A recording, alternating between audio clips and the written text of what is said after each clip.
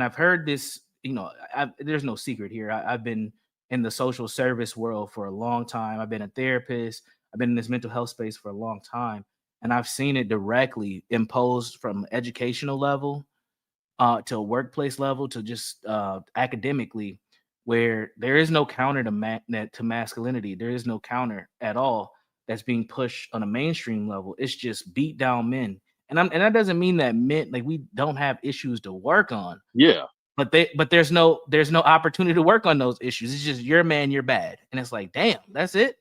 Like even when you have done nothing, you just represent everybody. You're just a man.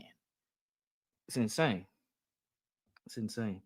But But that's not how society's treating it. They're treating it as in this particular aspect, if we're looking at the red pill, it's misogynistic.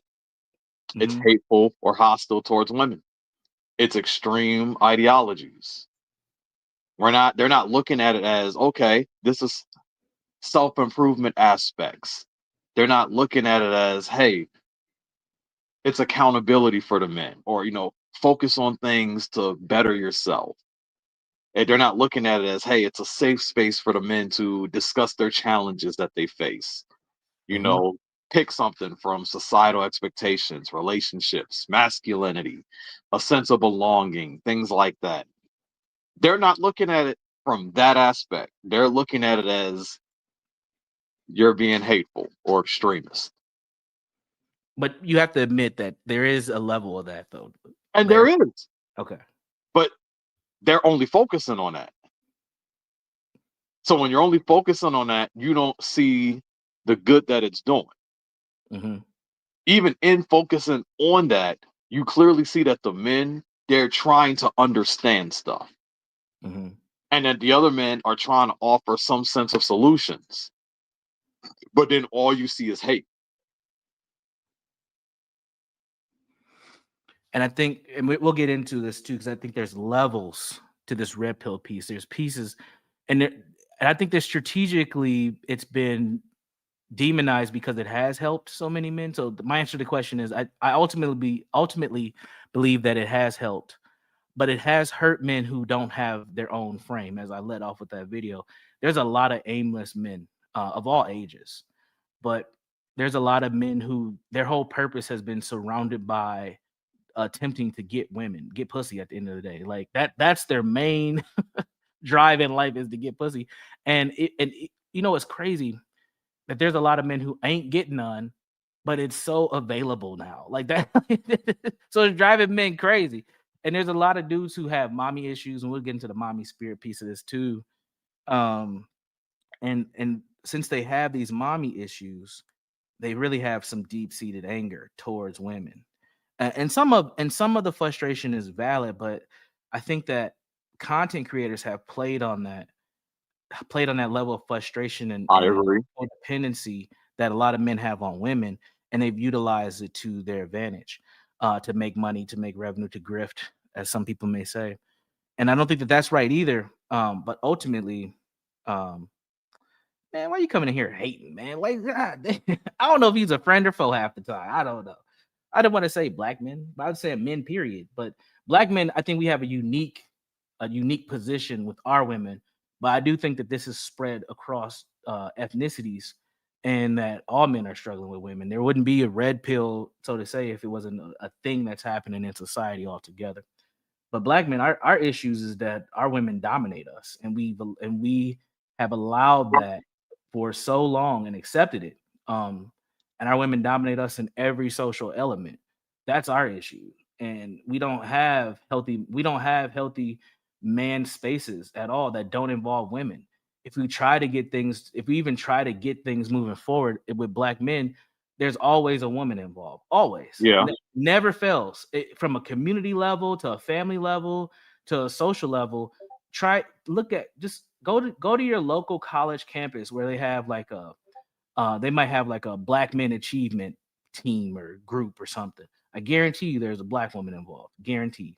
And that's not saying that that's wrong, but I'm saying is there's no space where black women are not involved when it comes to men. Just not. We talked about this a few weeks, or it's probably about a month or two ago, where I was pointing out the mental health thing, and I was pointing something out to you guys.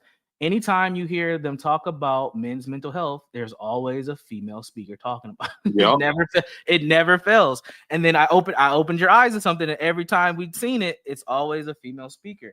And I said, now when they talk about black men, it's always a black woman that they get, because that's the authority in our community, and that's a huge issue. Yes, black men are definitely the canary in the coal mine, and it's spreading to everyone else. Well, we're probably about 15, 20 years ahead of what's happening in other ethnic groups at the moment. So I'm gonna stop rambling. What do you think on that, Lionel? One thing I say, and I like to point this out when we have these conversations, is that we got to be honest. I know we got to hold ourselves accountable, but we have to be honest. From pre-K to college, who are our leaders that we see daily? The teachers, women, over 80%. Those teachers, our leaders, are women leading us throughout the day. They tell you, at least in a black community, the leader of the household is a woman. Mm-hmm. Mostly, they're the ones you're seeing after school. Grandma, nana, mama, big sister. Hopefully not that, but you're seeing them Mm-hmm. when you're going to work, just average jobs. You're generally seeing the women. You're dominated by feminine influence growing up. It's kind of hard not to start to, I don't want to say develop feminine tendencies, but it's be influenced by the way the women want you to move. Right. That's why these people are influenced a certain type of way. So you don't have places to really express yourself as a boy turn into a man growing up. Hence why what's happening right now, you got black boys, black men killing themselves at alarming rates. You got a massive decline in mental health among the men. You're just watching it happen because you're listening to women literally tell you, be open with yourself, express your feelings, be who you are, and simultaneously be a robot. Don't express yourself. We don't want to hear that. You're wrong. It's like a glitch in the system, and they trying to figure it out. Why do you think men haven't stepped up to the plate? Like I'm gonna keep it. I'm gonna try to keep this conversation focused on us as much as I can. But why, from your standpoint, where are the men at? Where are they at? They're around. That's all I can say. They're around. What are they? A lot of them want it. A lot. There. It's funny because you have a few of them that are to themselves. Yes. You know, and my bad. You have a lot that are to themselves, and you have a few that's actually coming out and trying to talk. Because again, who were your male leaders? It's not like they really been around saying, "Yo, this is how you be a man. This is how you lead." You have men in the community that a lot of us grew up with saying, "Hey, this is what it's like to be a man," but ain't really tell you shit. Mm, How to be a man was essentially simp for a woman, mm. do for a woman. Damn, that's being a man. Yeah. Even when I think about my own upbringing, I think the person who probably had the biggest influence on me as far as like masculinity and like development was my great grandfather and my grandfather. My great grandfather, he did it more by just modeling behaviors. He was just old school, man, carpenter, knew how to build and fix any and everything, and just stayed on, just always working. I mean, pretty much to the day he died, he was always working or doing something. And I always admired that. Like he always had a response to something by his actions. And then my grandfather, that was my great grandfather. My grandfather, who my great grandfather's daughter married, my grandpa, we used to call him Papa. he was the one who actually was tell me things directly. He would say things like, you know, a man should always have a wallet and keys and a watch. So, you know, a man always knows what time it is. He has keys because he always has a place to go.